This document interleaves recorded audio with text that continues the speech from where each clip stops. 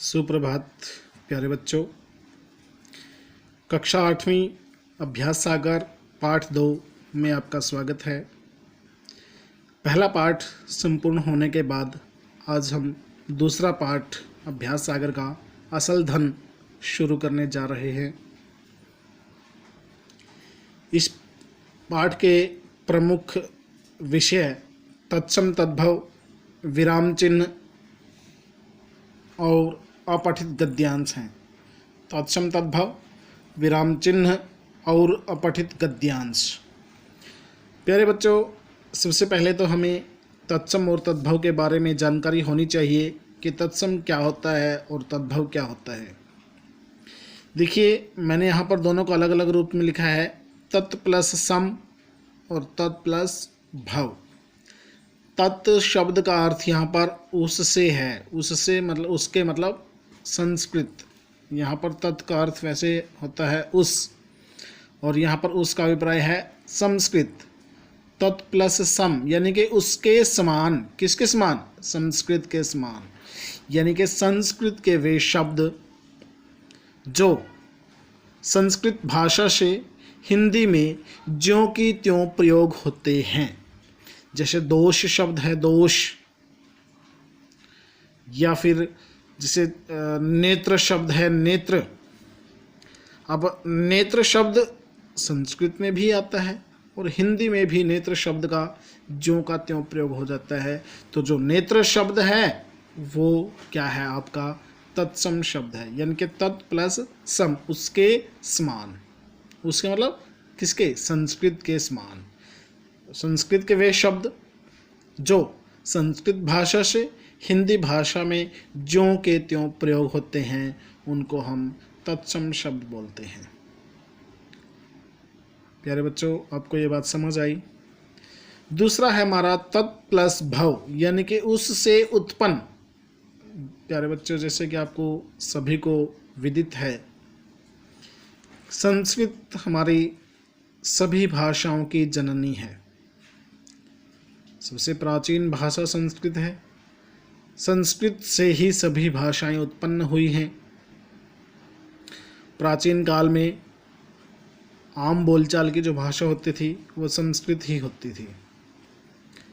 तो तत् प्लस भव यानी कि उससे उत्पन्न, यानी कि वे शब्द जो संस्कृत भाषा के हैं लेकिन थोड़े बहुत परिवर्तन के साथ हिंदी भाषा में जिनका प्रयोग होने लगा है वो उन्हें हम क्या कहते हैं? तद्भव शब्द कहते हैं। क्या कहते हैं? तद्भव शब्द कहते हैं।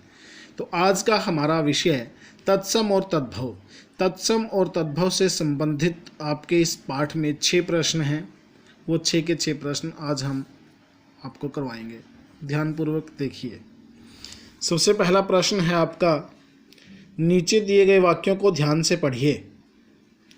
यहाँ कुछ वाक्य दिए हैं, 5 वाक्य दिए हैं यहाँ पर। इनको आपने ध्यानपूर्वक पढ़ना है। उसने दुख और आश्चर्य से पूछा, मेरा दोष क्या है? मनुष्य अपने कर्मों से महान बनता है। दरबारियों की आंखों में चमक आ गई। ईरान के किसी गांव में एक चरवाहा रहता था। दरबारी शाह के कान भरने लगे। अब इन वाक्यों में मोटे काले शब्दों को दी गई श्रेणियों में विभाजित करके लिखिए। यहाँ पर 2 श्रेणियाँ दी हुई है, तत्सम और तद्भव। अब जो 5 वाक्य आपने पढ़े इनमें मोटे काले शब्द देख लीजिए। 1 2 3 4 5 6 7 शब्द दिए हुए हैं। तो आपने जो तत्सम शब्द हैं उनको तत्सम की श्रेणी में लिखना है, जो तद्भव शब्द हैं उनको तद्भव की श्रेणी में लिखना है। अब सबसे पहला आपका दुख है। दुख, दुख कौन सा शब्द है? आपने सोच समझ करके तत्सम और तद्भव की श्रेणी में इसको लिखना है। दुख आपका तद्भव शब्द है। आश्चर्य आपका तत्सम शब्द है। आश्चर्य क्या है? तत्सम है, क्योंकि आश्चर्य संस्कृत भाषा में भी प्रयोग होता है और हिंदी भाषा में भी होता है। दोष शब्द है जो आपका वो तत्सम शब्द है। कर्म शब्द है। कर्म का जो तद्भव होता है वो काम होता है, काम, जिसका हम हिंदी भाषा में प्रयोग करते हैं। कर्म शब्द ऐसा है जिसका हम संस्कृत में भी करते हैं और हिंदी में भी करते हैं, इसलिए कर्म शब्द जो है आपका तत्सम शब्द है, तत्सम। आँख जो है आपका तद्भव है, तत्सम में इसका अक्षी हो जाएगा या चक्षु हो जाएगा। गांव आपका तद्भव शब्द है, तत्सम में ग्रामीण बन जाएगा, ग्राम बन जाएगा। कान आपका जो है तद्भव शब्द है, तत्सम में ये कर्ण बन जाएगा। क्या बन जाएगा? कर्ण बन जाएगा। तो इस प्रकार इन 5 वाक्यों में जो जो मोटे काले शब्द हैं उनको आपने अलग अलग श्रेणी में छांट करके लिखना है। जो तत्सम है उनको तत्सम की श्रेणी में, जो तद्भव है उनको तद्भव की श्रेणी में लिखना है। बच्चों, दूसरा प्रश्न है हमारा, निम्नलिखित शब्द समूहों में तत्सम शब्दों पर घेरा लगाइए। यहाँ पर 4 शब्द दिए हैं, सारे मिश्रित शब्द हैं, तो जो जो तत्सम शब्द हैं उनके ऊपर घेरा लगाना है। जैसे पहले में आपका मयूर, मैना, बुलबुल, कौवा, और मैना, बुलबुल और कौवा ये तद्भव हैं, मयूर इसमें तत्सम है। रात, जिह्वा, आग, चांद। रात, आग और चांद ये तद्भव शब्द हैं, जिह्वा आपका तत्सम शब्द है।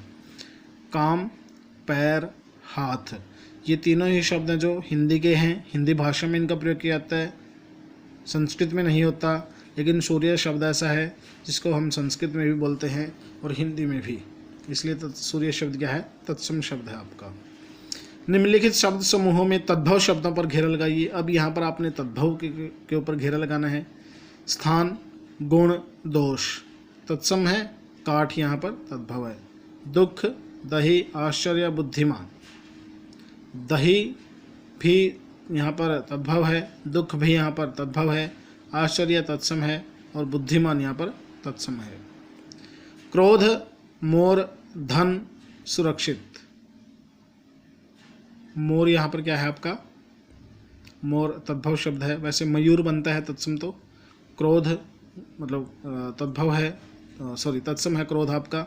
धनम भी तत्सम है, सुरक्षितम भी तत्सम है आपका शब्द। तो तद्भव शब्द यहाँ पर केवल मोर है आपका। खंड क के तत्सम शब्दों का मिलान खंड ख में दिए गए तद्भव रूपों से कीजिए।